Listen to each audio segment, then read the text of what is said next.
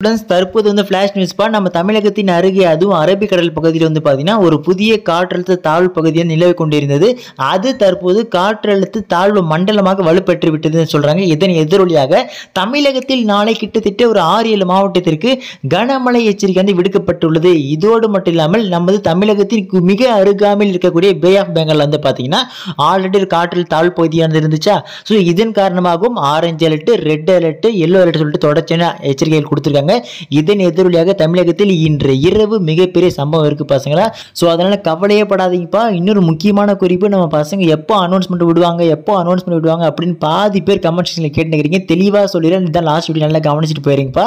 So அதுக்கு முன்னாடி இப்போதான் நீங்கள் நம்ம சேனல் ஃபஸ்ட் டைம் பார்க்குறீங்க, டக்குன்னு சப்ஸ்கிரைப் பண்ணி வெயிட் பண்ணுங்க. கீழே டிஸ்கிரிப்ஷனில் வாட்ஸ்அப் பண்ண லிங்க் இருக்கு. இன்னும் யாராலும் ஜாயின் பண்ணாமல் இருக்கீங்களோ போய் டக்குன்னு ஜாயின் பண்ணுறேங்க. சரி வாங்க ஸ்டூடெண்ட்ஸ் வீடியோக்குள்ள போயிடலாம். ஸோ அதாவது தற்போது வந்து லேட்டஸ்ட் அப்டேட் அது மட்டும் சொல்லிட்டு போயிடும் பசங்களா. அதாவது நம்ம தமிழகத்தை பொறுத்த வரைக்கும் பார்த்தீங்கன்னா இன்று இரவு மழை கன்ஃபார்ம். அதாவது நம்ம வடகடலோர மாவட்டம், வட மாவட்டம், நம்ம வட உள் மாவட்டம் சொல்லிட்டு பார்த்தீங்கன்னா முக்கியமாக நம்ம வார்னிங்ஸ் கொடுத்தாங்க. பார்த்தீங்கன்னா நம்ம சென்னை, திருவள்ளூர், காஞ்சிபுரம், செங்கல்பட்டு, ராணிப்பேட்டை, திருவண்ணாமலை, திருப்பத்தூர், கிருஷ்ணகிரி, அதுக்கு அடுத்து நம்ம சேலம், தருமபுரி, கள்ளக்குறிச்சி, புதுச்சேரி, கடலூர், விழுப்புரம், பெரம்பலூர், திருச்சி, நீலகிரி, கோயம்புத்தூர், தேனி, தென்காசி, திருநெல்வேலி, கன்னியாகுமரி. ஸோ இந்த மாவட்டத்தில் எல்லாம் பார்த்தீங்கன்னா கனமழை கன்ஃபார்ம் அப்படின்னு சொல்லிட்டாங்க. ஆனால் இது ஒரு முக்கியமான கருத்தையும் கூறியுள்ளார்கள். அதாவது மாவட்டம் முழுக்க உங்களுக்கு கனமழை வருமா கேட்டீங்கன்னா அது கொஸ்டின் மார்க்கு. ஆனால் ஓரிரு இடங்களில் கனமழை பொழியும் என்றும் மற்ற சில இடங்களில் மிதமான மழையை எதிர்பார்க்கலாம் அப்படின்ற மாதிரி தற்போது அந்த ஃபிளாஷ் நியூஸ் சொல்லியிருக்காங்க.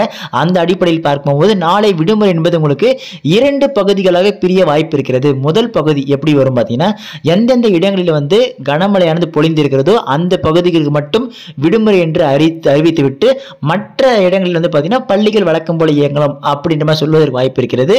அப்படி இல்லை என்றால் மாவட்டம் முழுவதும் நாளை விடுமுறை அப்படின்னு சொல்றதுக்கு வாய்ப்பு இருக்குது. ஸோ 2 சிச்சுவேஷன்ஸ் இருக்கு.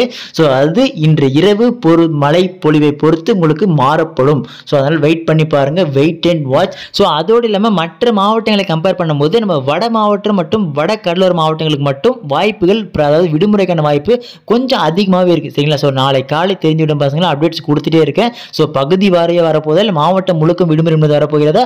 இன்று இரவு மழையின் பொழிவை பொறுத்து நாளை காலை உங்கள் மாவட்ட ஆட்சிகள் முடிவை அறிவிப்பார்கள். காத்து கொண்டே இருக்கிற லைவ் அப்டேட்ஸ் உங்களுக்காக உடனுக்குடன் நம்ம வாட்ஸ்அப் சேனலில் போட்டு இருக்கேன். போய் டக்குன்னு டிஸ்கிரிப்ஷன் லிங்க் ஜாயின் பண்ணி வெயிட் பண்ணுங்க. ஓகே ஸ்டூடெண்ட்ஸ், அடுத்த தொழில் தொடர்ந்து பார்க்கலாம்ப்பா, மிஸ் பண்ணுறாதீங்க. டாடா, பை பாய்.